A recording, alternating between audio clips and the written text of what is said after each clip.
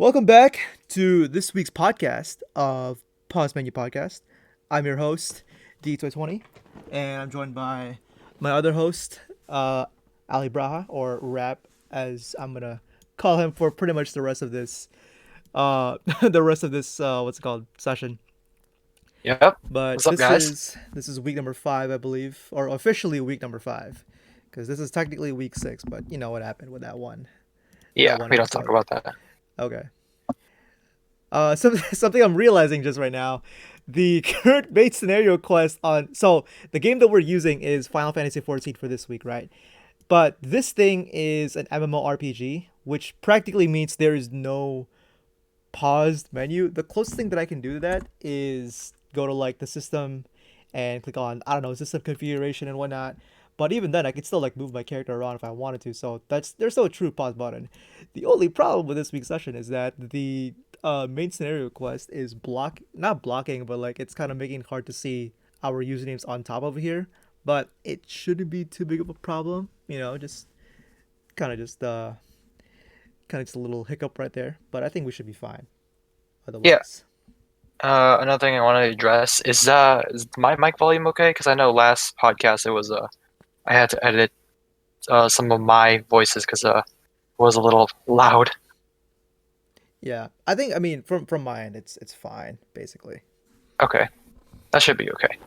But yeah, the way we're doing this week's little conversation here is that we're gonna start out with the Reddit question because I found this one earlier in the week and I found it to be very interesting and I just wanted added some other layers to the question. So the question is, what movie will you always recommend to people? So instead of just saying what movies we'll recommend, it's going to be movie, anime, and then game because that's all stuff we like. We played and watched a good bit of movies and animes and games and stuff. So the I would say we have a good enough idea of what we would recommend to anyone who is new to, I guess, a genre or watching a movie or just wants to play a new game or see something new in general. So, yeah. Um, would you like me to start out or would you like to start out, Itoy? I guess I can start off with this one, and I'll start off. Well, we're both starting off with the movie category, right? Yep. Okay. So when I was thinking about this question, I sort of realized that I don't really watch a lot of movies. I'm not really a movie kind of person, and if I am watching something, it's usually like within the niche that I would watch it. So something related to like a video game or something related to anime and whatnot. The movie series that I watch a lot are superhero movies. So things like Man of Steel or the Marvel movies like Avengers and whatnot. So in that sense, in honor of Chadwick Boseman, the one movie that I would recommend, whether or not you're a Marvel fan or you're a fan of superheroes in general, is Black Panther. I think Black Panther as its own movie uh, still stands out to be a really really great film. Not just in terms of like the entertainment value that it has, because it's still a very entertaining movie, but also of like the messages and the real world themes that the movie the movie covers. I don't want to say too much about what actually happens in the movie because I feel like that's something that needs to be experienced on its own. But Black Panther just hits the nail on so many things really really hard, and it's just a really well done film in that regards. So I as far as like my one movie recommendation, that would be it. It would be Black Panther, especially with the things that are happening now in the real world. Black Panther is like very important movie to watch. Yeah, and I agree with that choice because knowing what we know now, rest in peace, Chadwick Boseman, is that he filmed all those movies: Black Panther, Civil War, Infinity War, Thurgood Marshall, The Five Bloods. All those movies while he was undergoing colon cancer treatment. He was going into multiple surgeries and chemo, and you just look back at um, Black Panther. It's like, wow, he did all of this while he was, when he had cancer. You just kept it quiet, and um, it is sad that he is dead. But if you knowing that he did all the things he wanted to, supported the kids at St. Jude's, did all these movies. He lived the last few years of his life to his own accord, right? He was able to do all the things he wanted to the best of his ability, and it's safe to say that he banged it, like he smashed it out the park, right? Hmm. Yeah. Are we doing the two movie recommendations now that we have, or do you Um, or should we move you on can go to? ahead if you have a second one. I only have one because it's a little lengthier one, but yeah, you can go ahead and say your second one. Okay, so like I said, I don't watch a lot of movies, but uh, when I do watch it, I also love comedy movies.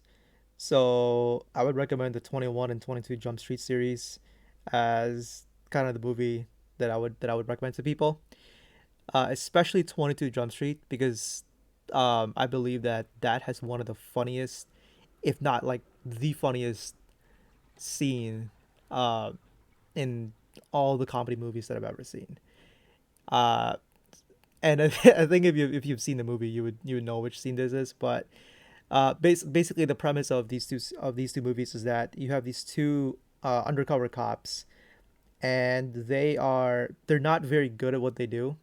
So they got assigned to, I think it's called the Jump Street Force or something like that, where they have to Yeah, go to either a high school or to a college and act as undercover students in order to what's it called?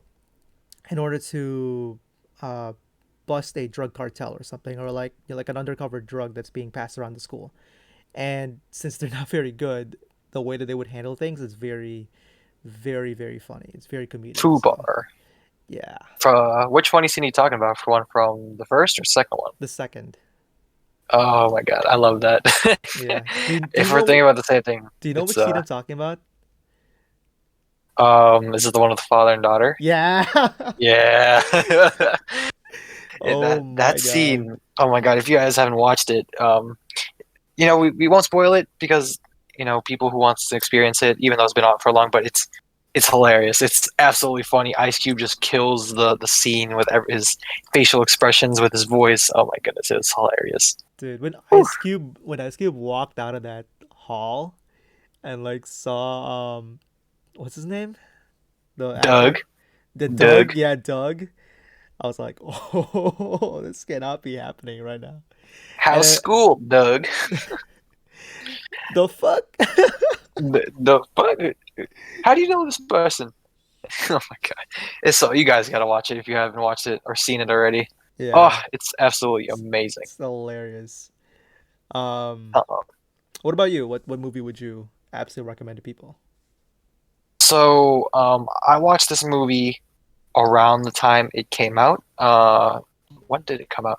So 2014 was this when this came out. And when I initially watched it, I was going through something similar within the premise of the movie, just from a family standpoint, and just everything's just kind of in chaos. So the movie is This Is Where I Leave You, made 2014. Um, it has the stars Jason Bateman, Tina Fey, Jane Fonda, along that. And so I'll just read the IMDb description of the movie. When their father passes away, four grown siblings are forced to return to their childhood home and live under the same roof together for a week, along with their oversharing mother and an assortment of spouses, exes, and might have been. So basically, each family member, so I'm counting how many. One, two, three, four, five of them are actually siblings. Along, and the fifth one is obviously their mother. And so they're a very close family, but it's very like dysfunctional. Not dysfunctional, but very chaotic, right? And so the main character, or the person they try to shine the most on is Jason Bateman's character, or Judd Altman, is the Altman family. So Judd Altman just basically went or just found his boss sleeping with his wife, and it was on the day of their wedding anniversary, right? Hmm. And so that's how the movie starts out. He's having a fun time with his boss. He's doing everything. He's getting his cake ready for the anniversary. He comes home to see his boss banging his wife. And so it's horrible when he starts to ask. It's like, how long? Like, how long have you been cheating? The boss says only a couple weeks, and the wife says a year. And they know how that goes. So it starts to Yeah. pan in on him, blowing the candles off the cake because he went to go surprise his wife. and then it transitions into him in an own apartment with like a beard with some scruffle, right? And so, um, in the way I relate to that is because I had something similar happen within my family around the time. It was just a year after. But just seeing how everything just went down when he goes back home to find out that his father died due to cancer, I believe. Um, you meet all of his other siblings. Some are different. So one is an older brother who stayed home to help his father just carry the business. Judd is obviously he did his own thing. Um, Another one who's played by Adam Driver. Driver is how you say his last Adam name. Driver, yeah. So he's one of the characters too. He's absolutely hilarious in this movie. He plays the youngest of all of them, and he's just like the absolute wild card, right? He's banging his therapist. Like he brought his therapist, how he used to be therapist, and that's his girlfriend, which is basically as old as his mother, which is kind of weird. Um, and they also it's just very different. You see them go through this entire week together, in which they have to stay and just relate to each other again, get to know each other again, and it's just it's a good movie to feel good movie. It's I don't know. There's a lot that I relate to. I feel like there's a lot of people that could relate to this movie as well. Nice, nice. Yeah, it's a very heavy movie. Hmm. I feel like It's a God. I feel like some of the best movies out there are the ones that you can kind of just that like they cover a lot of themes in the real world in a way that people can really relate to, and that's more difficult to actually do than that's more that's easier said than done. That's people say like, oh yeah, like obviously you gotta be relatable, but like the way that you would execute a movie to have it to be relatable in a way to people is a lot more difficult. You know. Exactly, and it's there's some movies that kind of overdo it. Um, some of the ratings or reviews on This Is Where I Leave You, the movie, um, is saying that it was too simple. But that's what I kind of liked at the movie, that it was just cutthroat, straightforward. Like you can tell what is happening in the movie at all times, and you kind of just feel for them, right? And there's like movies like you said, Black Panther. The main antagonist had his own remarks about the current world, racial inequality, stuff like that, and especially now we can definitely see what the message they were also conveying within the movie Black Panther, or any other movies like Chadwick also did Thurgood Marshall within that. Also, it's very it's good when you have a movie that finally hits home. Yeah.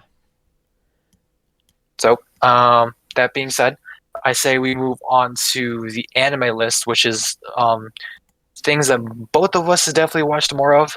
Um, so yeah, Ito, would you like to give off a anime recommendation? Okay. So that's I actually have like three for these.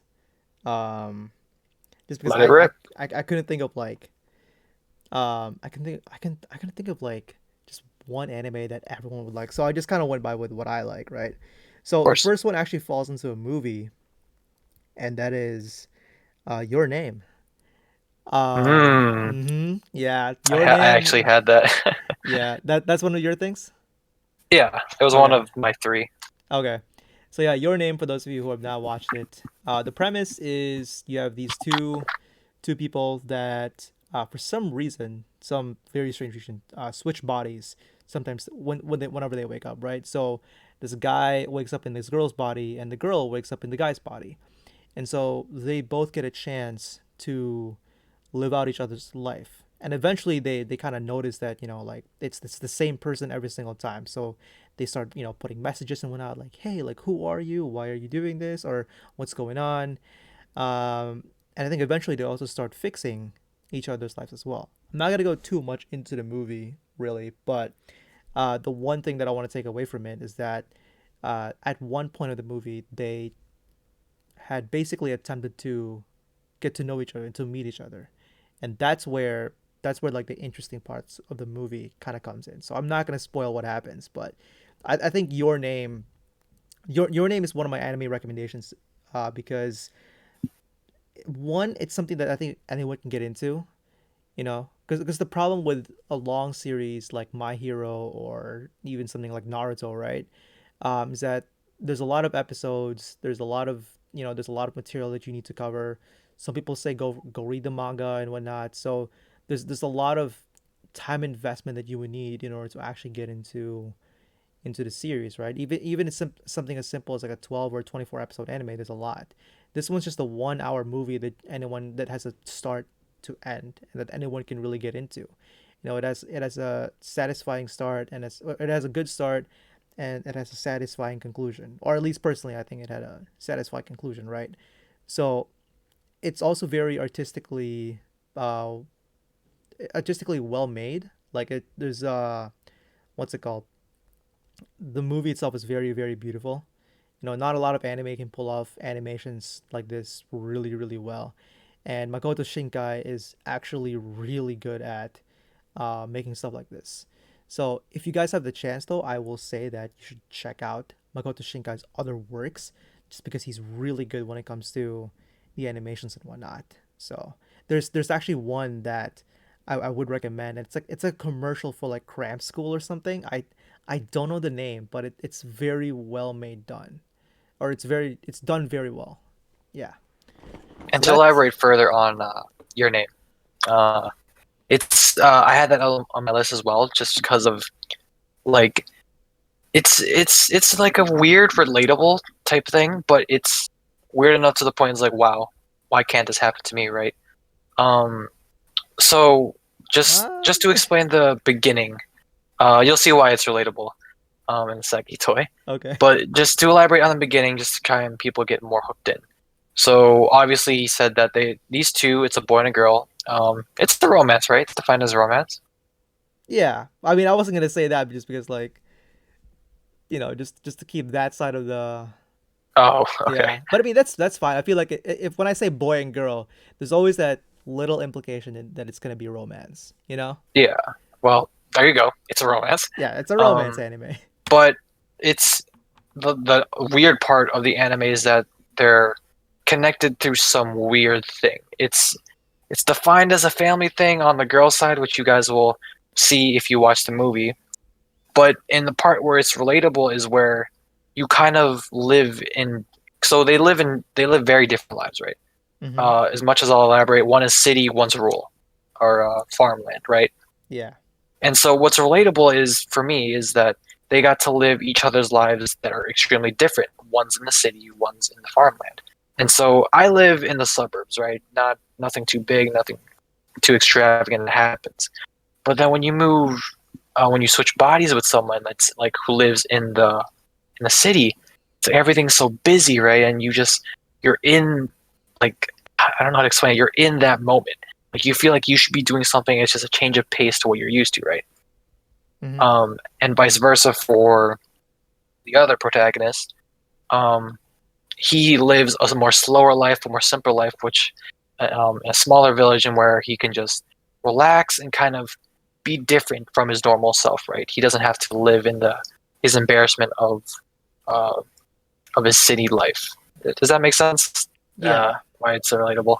Yeah. I think part of the reason for that is because the author, or not the author, the director, kind of put a lot of scenes in where people are just going by their daily activities, right? Their daily lives. So it has that sense of like, oh, this is how things kind of go. Like this, like you kind of get that sense of like the daily hustle from these people, Mhm. um, which isn't animated, as much as other series. Which this one they animate a lot more than other animes do, right? So because you're seeing that and you're seeing it done in a well animation, you're kind of like, oh yeah, like it's. I don't know how to explain it well, but it's they animate the daily hustle basically. Yeah, they got the environment right. The setting for Yeah, each character it's is I it's feel like it's spot on. it's good world building. That's what I'm trying to like. Yeah, That's yeah, what I'm trying to say. definitely. Well, I had that as my list as well, so I guess we'll just move on to your second one. Okay. So I tried to think of a 12 episode series or like a short series that does end, right? The one series that I recommend to people, the one that that I had written down here is Erased. Now, Mm. this is kind of a iffy recommendation to be, if I'm gonna be honest, because I personally don't like the ending. I didn't like the way that the ending was presented, but the first 10 episodes and like leading up to like the ending, I think were really, really well done. At least from when I first saw it. The premise of the series is that you have this guy named Satoru. He's this author. I think he's a manga artist or whatever. He's middle aged, and he has this ability that whenever a tragedy happens near him, he gets sent back in time a couple minutes before the tragedy in order to prevent the tragedy, right? However, without spoiling anything, something happens near him that didn't cause him to travel back 10 minutes, but instead it caused them, or not like a few minutes behind, but it instead caused him to travel years into the past when he was, I think, around 10 years old. So, which means that whatever tragedy is happening now, it like propelled him back to when he was 10 because fate wants him to solve that uh that crime that started that many years ago for him, essentially. And it's him living out that life when he was 10 and trying to see like what really happened to these people, these victims, into this mystery that happens in his town. So it's this very interesting sort of mystery to try to figure out like who the criminal is, essentially, and what the criminal's motives are, and if you can somehow find a way to save the people that were victimized all the way back then. So That's interesting. I haven't watched that one. yeah, so I really like the series, and I think personally I kind of like mystery stuff, so that's why I got into it. And I think so that's one of the good things about this series, right? They have this whole mystery thing going on. It's really nice. And I think another thing that made it also pretty nice is that kind of like Your Name, there's also that little slice of life thing that happens. You get to see like little bit character development. You get to see, people just kind of going about their daily business and not, even though it's when they were in grade school, right? So it's a very nice and sometimes emotional anime as well. So that's why I recommended that. Good one. I gotta put that on the list of ones I gotta watch. um, for me, the one that I would recommend is so I viewed this from like a starting standpoint. So whoever is trying to get into anime, they don't want too much like boobs that animes. Oh my So god, the fan service. some of them that God. um so yeah, it's just a simple anime, but it's like it's a feel good one. So the one that I got started out with that GN recommended was Gurren Lagann. So the premise of this is it's how would I describe it? It's a mech type anime. And so it's a bunch of people who are trapped underground. I'll just explain the beginning. Who are trapped underground and they're trying to make it, or they're stuck underground because of some purpose, some being that's watching over them, keeping them underground for whatever reason. And until the main protags, um, they live in like a underground bunker, right? Or just underground. They don't know it's a bunker until a gunman, which is the mecha of the anime, smashes through their ceiling. And so one of the main protags would always argue that there is a blue sky, there is something above us. We're not just living in this dirt world. And so in that way, he proved it. And the main protagonist, is always seemingly fearless and dumb in some cases. And so you go out through the entire anime of them just on their journey, just figuring out what happened to the surface, why were we all stuck underneath. Um, it's uh, it's one of the first. It's the first anime I watched. Besides, like, would Pokemon and Yu-Gi-Oh count as animes? Yes. Technically speaking, yeah. Yeah, yeah. I feel like people don't really count those a lot because a lot more people knew those two animes through Cartoon Network and I think 4 Kids. I don't know, Mhm, but yeah. yeah, technically they are anime. So Uh, yeah. So besides those two, those are the. This is like my intro to anime. It's a feel good story. It'll teach you a lot about yourself personally. Like I have my like don't sort of give up attitude from this anime and some other ones that I have on the list here. But it'll teach you about pain because there's some scenes in there where it didn't make me cry, but it got to me. I'm like, wow, that just happened, right? And it just has a satisfying ending, and yeah, it's a cliche type anime, but it's a good beginner anime. nice. Yeah, I've never seen Gurren Lagann. It's it's been recommended by like a lot of people, but I Mhm. never really seen it. It's the main reason why I love Titanfall 2 so much as well, because I just love mechs. So yeah, do you have another one on your list? I think you have one more, right? Yes. So this one is actually a lot more. This is more on the mature side because a lot of the stuff that I like is kind of like the one that what's it called? Uh, Goes differently from what a lot of people sort of watch. Which is kind of funny because Mhm. this was a mainstream anime a while ago, but this one's interesting because it's not actually the anime that I recommend. It's the manga that I recommend, and Mhm. that is Tokyo Ghoul and Tokyo Ghoul Re.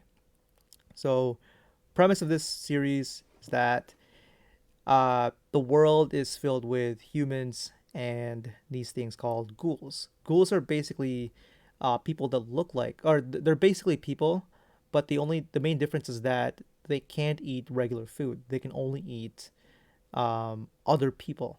Other people or other ghouls. That's their main form of sustenance.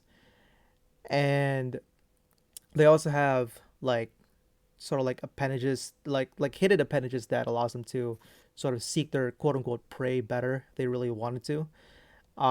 It's called I think it's called a Kagune, right? But basically, the main story of the show is about a college student named uh, Kaneki Ken, who is a regular human up until a freak accident turned him into a ghoul, which is at the time unprecedented, right?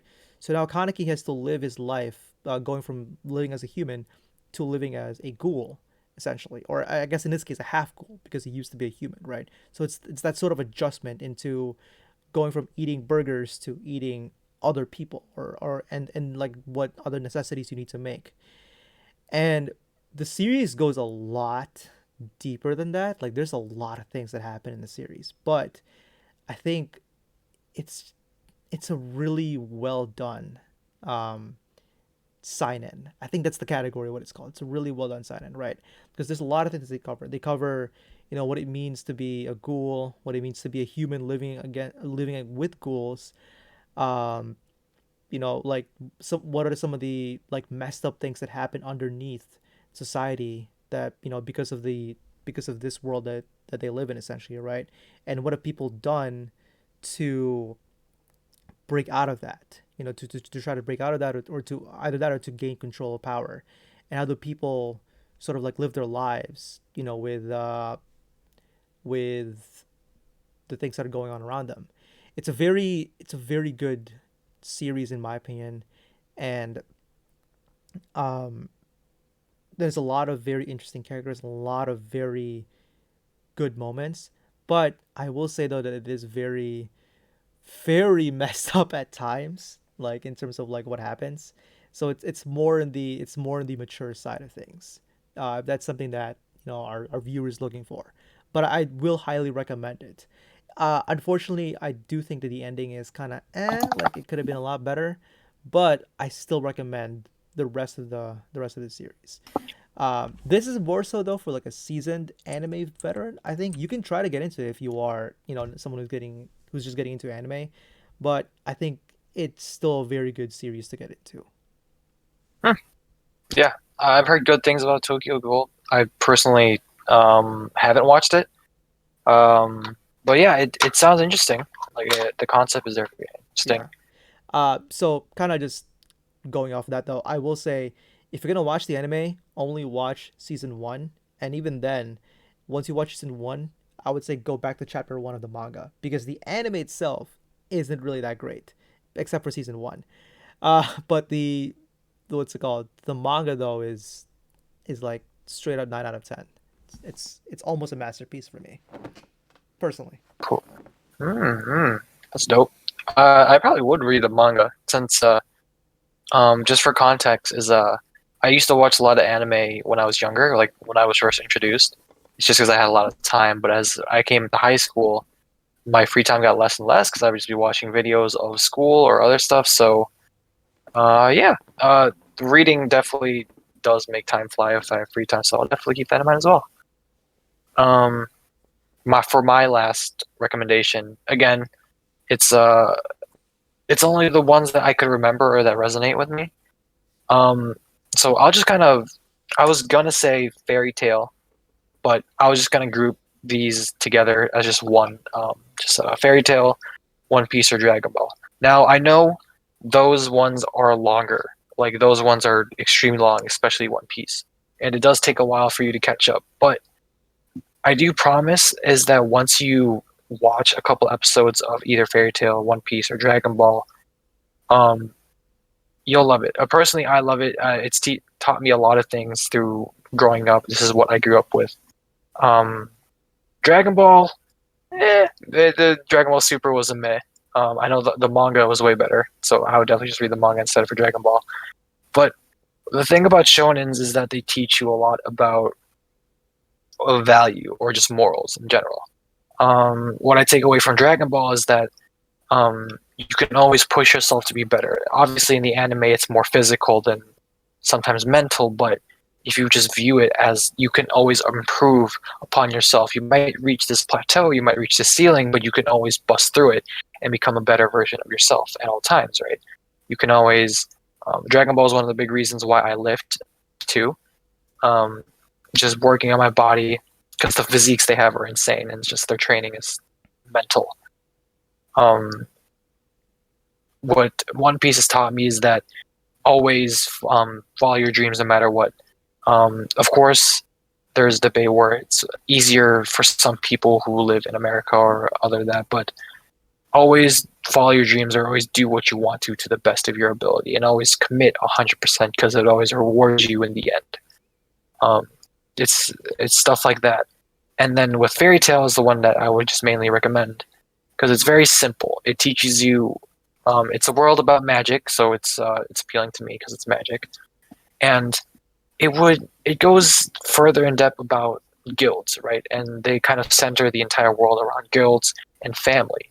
The name of the guild of the protagonist is Fairy Tale, and as they go deeper in, you just see how much of a family they are, and that's what's something that I've just weaved into my life itself is that I won't treat um, any person or anybody different than the other.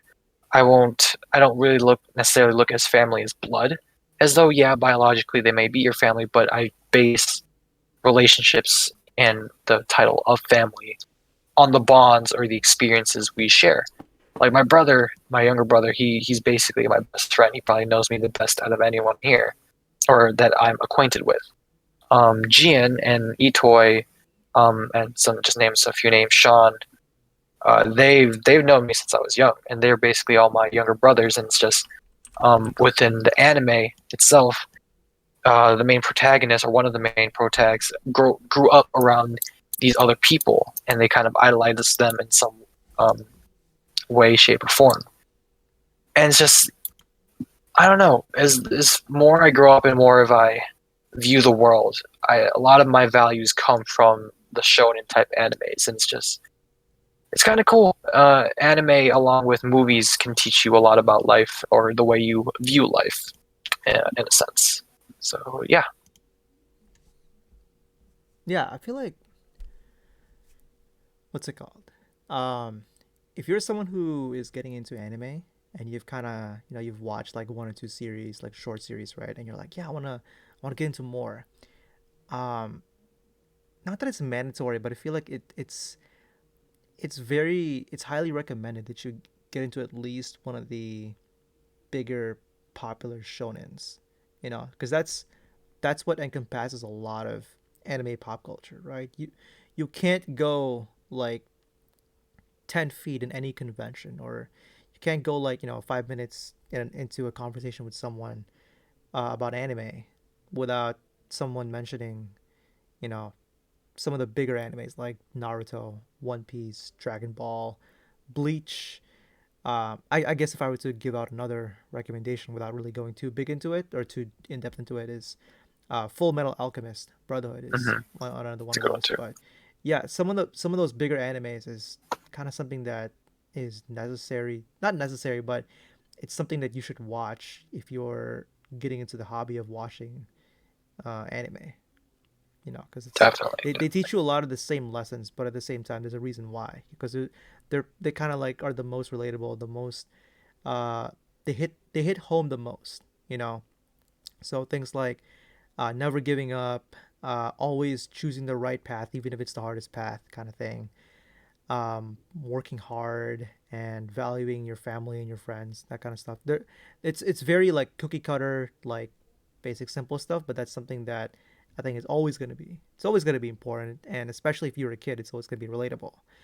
Uh, the only thing though is that uh, if you're someone who's already seen one or two of those, right, and you've kind of grown up to be an adult, whenever a new one comes out, it kind of becomes difficult to relate to some of those moments because you've already seen those moments in the shonen that you've watched, right? So for me personally, it's hard for me to really get the lessons that my hero is teaching people because I've already seen the same lessons taught to me in Naruto and in Bleach. So it's like this is great, but I am no longer the intended audience for this. I've already seen Rock Lee's uh, Rock Lee's development, and this is basically the same thing. So, but I mean, it is something that it's very relevant, and I think anyone, shonen is something that can be recommended to anyone, really.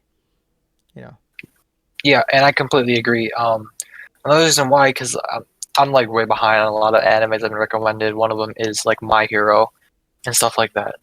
And it's just if we like Itoi said, we've seen this story over and over again. And I grew up watching Fairy Tail, One Piece, Dragon Ball, stuff like that. And it's like, okay, this is cool. The animation's dope. The story's definitely clever. But other than that, other than just the story of MHA, I'm not really too drawn into what I'm watching, right? Like it's just I know how this is gonna end, especially how the MHA starts out with, "Oh, I eventually become the the greatest hero, but this is my story to get there," right? That's how it starts out. So I was like, "Oh, okay, cool." Um, of course, they can always throw in a plot twist, but it's just like what recycled themes, right? Yeah. Hmm. Yeah, but I mean, it's always gonna be made. It's always gonna be relevant. So. Yeah, yeah. You always redo what works, right? Yeah. So that being said, we have our last category, which we go over, which is games, which we've also played a lot of. Um, would you like to start out, or would you like me to start out with this one? Because Uh. I got two or three. One definitely takes up most of my list here. Yeah. Uh. I'll, how about I let you start off for now? Because I started the first two one. Okay, so um, the first one that I will recommend is a JRPG. It's one that I was recommended in seventh grade, all the way. No, eighth grade ish. No, yeah, no, I played it most through eighth grade. I think I know. I think I know what you're talking about. And the Royale came out recently too, Yep. which I played. So the game is Persona 5. Persona 5, or the Royal. Um, Mm-hmm. just for background or some background info, the Royale is just in addition to the vanilla game, you just added story. So if you were to play anything, I would just play the most recent one, Royale, save some money. But anyways, I was recommended to this from Gian again. Gian's the main person who recommends these games because we like we have the same taste when in terms of like playing games and stuff. So he recommended this to me because he's a big fan. His favorite game before, or I think it's still his favorite game, is Persona 4. Um, and I can see why, because the Persona games are there's a lot of content, and it's like I for when I played and I platinumed the game, I think I played like 200 hours on the first game, and then about 200 hours in the second game, or the Royal. And man, the game just teaches you a lot. It's like to categorize it, it's like a Pokemon game. It's a turn-based RPG, along with a simulation, I guess.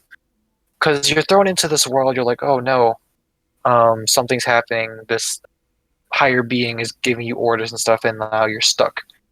The premise is that you are an unlike student because of what happened. You had um, a little encounter with a very drunk man, and that's all I'll say. Something goes south, you get moved to the city um, because your parents just kicked you out, and you need discipline. So you're living in the city now for a year, and while you're in the city, some strange things start to happen, some supernatural things. Um, and fast forward, all of a sudden you can start to use personas, or what most people would know is Pokemon, basically. And what it teaches you throughout, there's different, the dungeons is what it's called, or palaces. Each palace or dungeon has its own theme. So the first palace is pride, pride or whatever. Second one is greed. Third one is glutton, right? Stuff like that. And you learn about how much of the current world or the old world, like the adults, boomers, stuff like that, and how they're all corrupt in their ideals and what they're doing, and how they've been just ruling the world, and now it's time to reform society in a way. And so it's left to this teenager, this group of teenagers who can use Pokemons, to resolve the world by changing someone's cognition. These dungeons are an alternate version of the real world, but it's distorted based on the view of the villain of the section of the chapter or whatever. And so for the first one, it's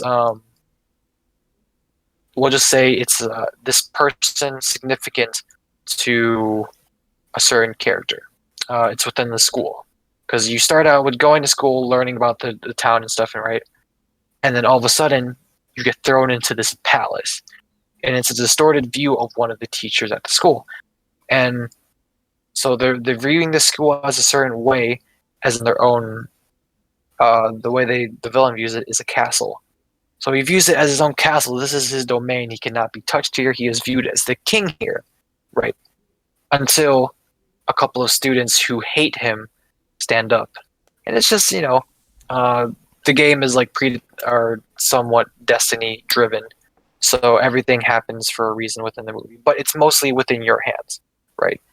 And it teaches you. Well, the thing I like about it too is that they're all high schoolers, and I was going into high school at the time.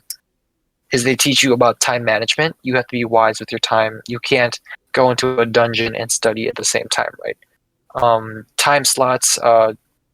In the morning you have school, so from then to then, and then after school you have that time to go to a palace and such. And then at night after a palace, you can't go out anymore because you're tired. But if you do something else during the day, like you study or hang out with friends at night, you can do more, right? Because you're not as tired. And it's stuff like that that appeals to me. Is where it teaches you stuff, and it really just hammers it, because you have a year, like an actual year, more like 8 months ish, 8 months of time that you play through. And so you have to manage your days, or else you won't be able to complete all the stuff or get the true ending. And so that's why I just love Persona 5 and the Royale. It's just that each palace or each main villain has their own theme or reasoning to what they're doing. And it's up to these teenagers to reform society and change the cognition of these adults so they can make the world a better place.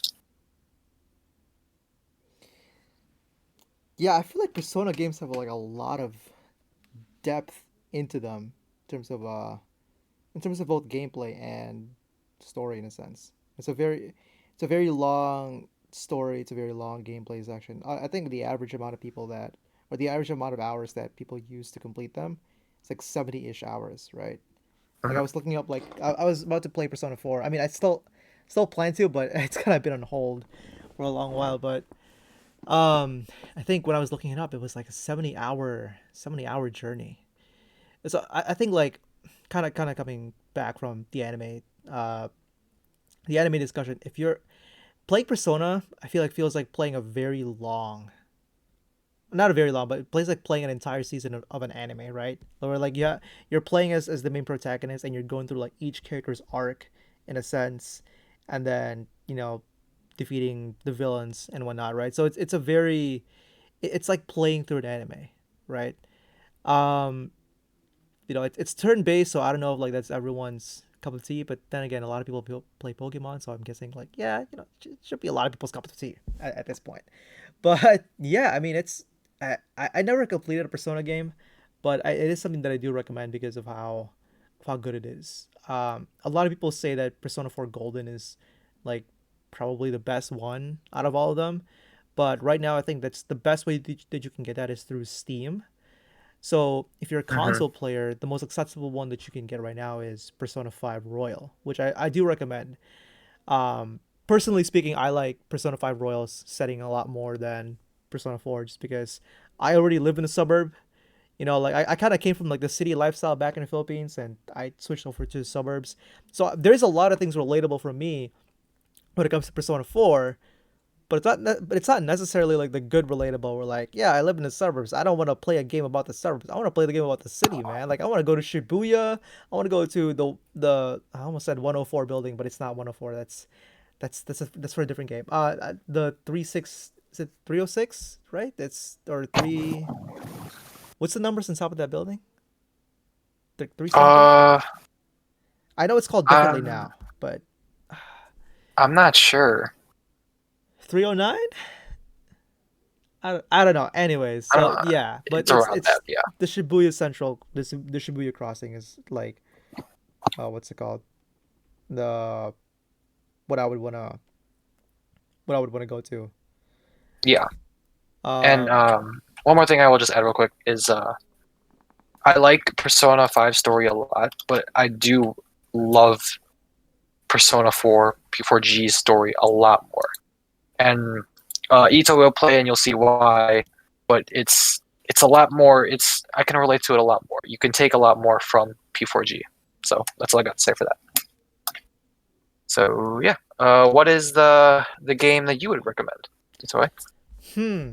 So I had a list of this actually. Well, I mean, we both have a list. Let's see here. Okay, so right now I have three things on my list. The first one that when I was thinking about this, the first one that I really um that I thought of when thinking about recommendations was the first game that I was like, yo, everyone's gonna play this. Like I really really recommend this, and that is the Bioshock series.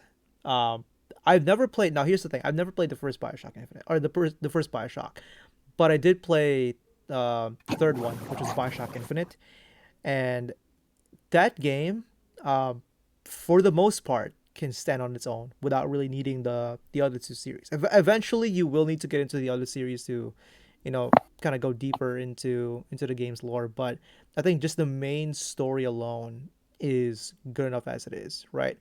It's a very it's a very artistic kind of game. There's a lot of it takes sort of like U.S. history and kind of just what's it called like parts of U.S. history and kind of like makes its own sort of version of it and how it can kind of intertwine into the story. So it has that like touch of realism from real U.S. history, which I was thinking like AP U.S. history at the time, so I kind of appreciated that. But it also still has a touch of like fantasy and fiction that you see in a lot of games. The main sort of deal with the Bioshock series is that you are one person going through essentially a dystopian city, a city that's supposed to be, something that's like not necessarily a paradise, but something that's sort of advanced or something that's better than mankind's regular city, but but it's very extreme in one way So therefore, that's why it fails in that sense, right? So the first Bioshock, the cities are based. It's extremely, I think, leftist, like progressiveness, where like no gods, no kings, only men, right? But uh, because of their like far progressiveness, they ended up rooting the city through the development of some sort of drug that enhances them, but also turns them crazy. On the flip side, for Bioshock Infinite, it's extremely right. It's basically like what would happen if you have like this conservative Judeo-Christian society or whatever that lives up in the sky, right? So they took a city and they basically lifted up in the sky, and that's where people live. And but the thing is that their whole city is dependent on one person's beliefs, and that is his name's Zachary Comstock. Comstock's kind of like the prophet. He can see the future, all that kind of stuff, and they all look up to him and worship him as if like he's like some holy priest or some grand priest or whatever that speaks the word of God. But in reality, he's just another person. So it's a very interesting journey, like kind of going through the city and why you're there as well and how you relate to Comstock in a sense. But uh, I do highly recommend it as a playthrough. With that said, I think the entire Bioshock series is available on PS4, and I don't know if it's available on PC or not. So, if you guys wanted to play that, it's right there. So that's one of Um, my recommendations. yeah, and I've heard too. I've heard like amazing things from Bioshock. Like, I just started getting into the Dark Souls series, and there's one video that I watched was like why Dark Souls is a masterpiece. And the person in the video, it's a popular video, I think. But also said like he thinks Dark Souls is a masterpiece, and one of the Bioshock games was also a masterpiece, like close to perfect. Mm-hmm. I forget which one he was talking about. I don't know if you would have an idea which one of the games are, but it's one of the ones that I haven't watched yet, and I'm interested in playing too. I don't know. I think the general consensus is that the first one is usually like the best for Bioshock. A lot of people didn't like Infinite, but I think people still said Infinite's better than the second one. I'm not caught up with the Bioshock community and the consensus of which one's the best. So, but personally, I would recommend Bioshock Infinite just because from what I played, it's really nice. Hmm. Well, we Um, still got some time if you want to go over the other one you yeah. had. I only had You only had Persona 5? I would. So just a small, quick one is that I would recommend because I just got into the Bloodborne or Soulsborne games, Mm-hmm. and I'm always up for a challenge. Like if it's a single player game, I'll always challenge myself because if I'm going to be spending X amount of time on this, I might as well just get good at it, right? So the reason why I love Bloodborne or I just started playing Dark Souls, and I love those two is just that it's forcing you to be patient, but at some points it tests your patience, right? You either rush in or you wait. You just see how this enemy attacks if it's a new enemy. You memorize your terrain because the you respawn, right? So and you will die a lot if you don't get the game. It teaches you about memorization. It teaches you about perseverance, and it's something that I think everyone should play. It's definitely not for anyone who's just like I wouldn't say it's not for casuals to play, casual players to play, but it's definitely a game that I feel that anyone or everyone should play because once you get the basic like movement or mechanics of the game, it does become a lot easier, and it's not as hard as people say. But again, I played God of War and beat all the Valkyries on the hardest difficulty, so my standards are pretty high. But yeah, that's just another one I had. Yeah. So kind of like coming off of that, actually, it's not on my list, but I recently got into Sekiro. I actually recently finished Sekiro, and I'm still working on publishing the videos out. I'm working on one right now. It's almost done. But anyways, yeah. So we both highly recommend the Soulsborne games. Soulsborne and Sekiro. I don't know how Sekiro fits in the name, but they're very famous for being extremely difficult games. But looking at them, I think that one of the things that makes them really good is that you can be good at them and not know anything about the other games in a sense. Where like anyone can really pick up these games and eventually start to get good at them, right? Like if you're playing other games, like let's say I don't know, Devil May Cry for example, right? Like you can get good in one of the games, but I feel like it's like getting good at something like that is more so something that you pick up while playing the other parts of the series. This one's more so like for Sekiro specifically, I guess you can good at Sekiro because it's the only game in its own series, right? Like your skills in Dark Souls and your skills in Bloodborne, from what I heard, are actually going to hinder you in this game because it forces you to rethink everything, right? It's a very completely different standard. Sekiro kind of forces you to be more aggressive, but be careful with being aggressive because you're gonna be killed easily if you're not careful about it. Punished. Yeah, you're gonna get punished easily if you're too aggressive or not too aggressive, but if you're aggressive in a non-careful way in Sekiro. Um, Um, but yeah, I do we do highly recommend the Soulsborne games, specifically Dark Souls One, Bloodborne, and Sekiro as well. yeah, those Um, are amazing. yeah. So moving on to the two other games that I have here. The first one that I'm going to recommend is Near Automata. Uh, Hmm. uh-huh. There we go. Yeah. Yeah. Yeah. This is so. I really want to replay this sometime. Like this is one of the only few games. So something that you guys should know about me is that I normally do not like replaying games unless I really have to. And I think, like, historically speaking, there's really only been one game, one maybe two-ish games that I like replayed out of necessity, and that being Kingdom Hearts 3. Um, but other than that, I normally don't replay games. Near Automata is the only game that I kind of want to go back to and replay again because I feel like I didn't really play this game to its full potential, and there's so many more things that I can do in this game, especially coming out of like having played DMC5 recently, and having gotten better at action games thanks to Kingdom Hearts and DMC. I'm like, and Sekiro too. I'm like, oh man, like now I really want to play Nier and see like what else I missed. But the main reason why I'm recommending Nier is because uh, it's a very beautiful game. The art style is beautiful. It looks bleak, but it's like beautiful bleak. The music is absolutely amazing, and the combat is it's pretty good, honestly, from what I remember. But I think saying that, I sort of realized that I play a lot of games because of their artistic value, just because of not necessarily like the good graphics, but more so like how good they look in terms of their art style. And Near Automata definitely takes like um definitely is up there in terms of definitely is up there in terms of artistic value. So our artistic presentation. So it's something that I highly recommend for a lot of people, whether you're into action RPGs or not, or action games or Um, not. I, yeah, I totally agree. It's not. I didn't have it on my list, but for those of you who don't know, I know Ito. I told him recently. I replayed it quite recently, right before Ghost of Tsushima, and just because I love the game.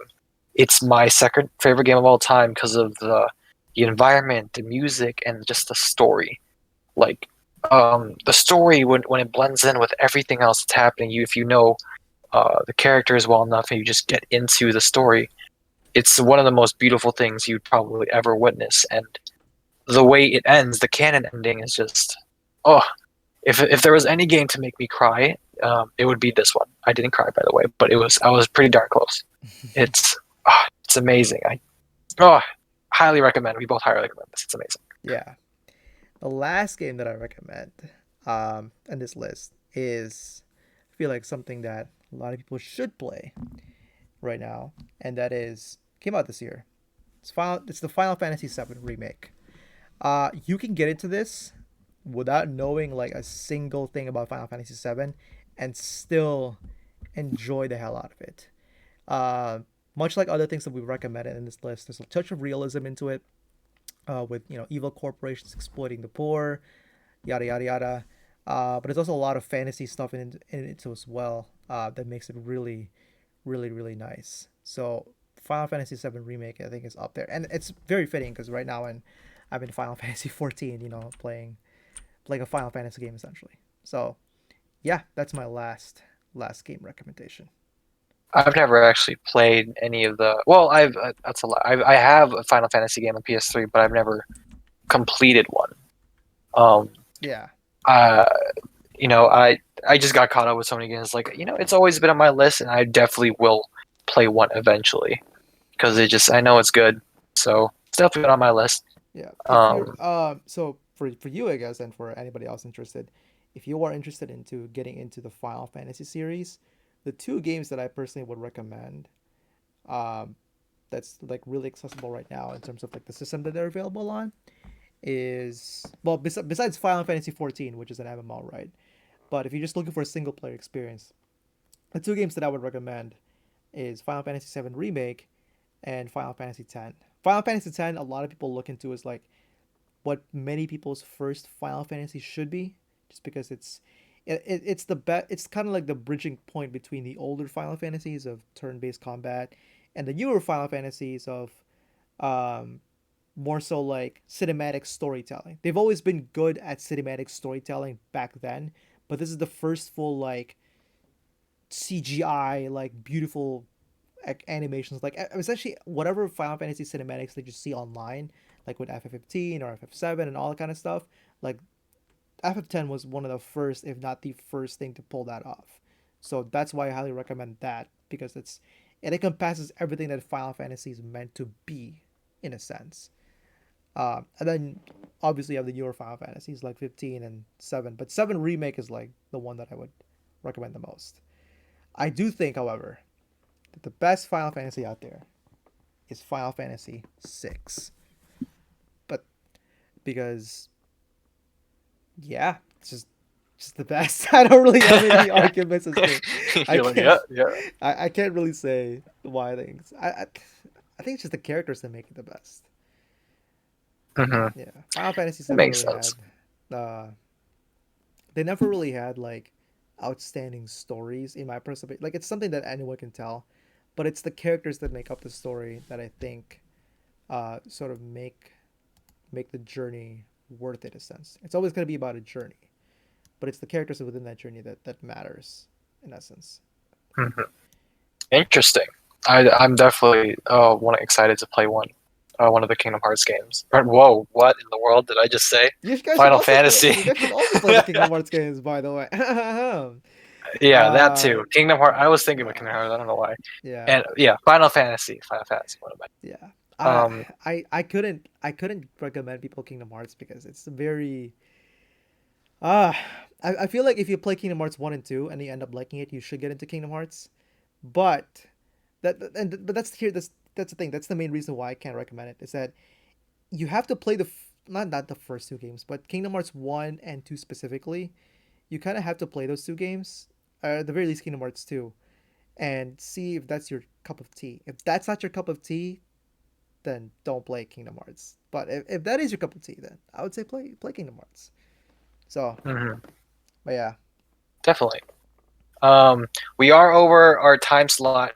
I will just fit in one more that I had on my list, and it's really quick. And I don't really have much to say about it because it's just how much I love it. It's my favorite game ever is God of War, the recent one. I think it's four, right? I think it's four. it's technically not 4. I think. I mean, we'll just call it 4. But like, the thing with God of War is like, it's I guess it's technically a sequel to God of War 3, right? But It is. it's also kind of a soft, very very soft reboot of the series because it plays very differently compared to how the old ones played. Um, with that said, I do think it is a direct sequel to God of War 3 because it is playing off of where he's from and what his background is.